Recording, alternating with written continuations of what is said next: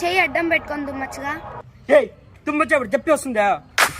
తుమ్ములు చెప్పి రావు కానీ వచ్చేటప్పుడు నీకు తెలుస్తుందిగా.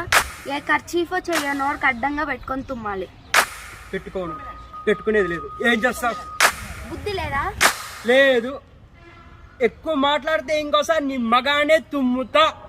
అమ్మాయితో ఇలాగైనా బిహేవ్ చేసేది? పోవే.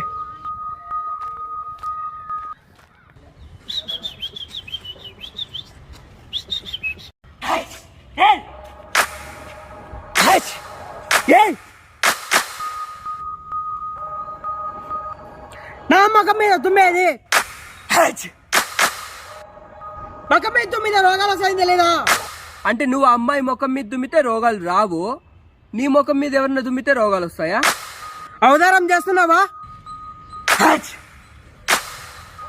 అరే ఎవర్రా నువ్వు? నీకు దండం పెడతాను ఆపరా నాయుడా.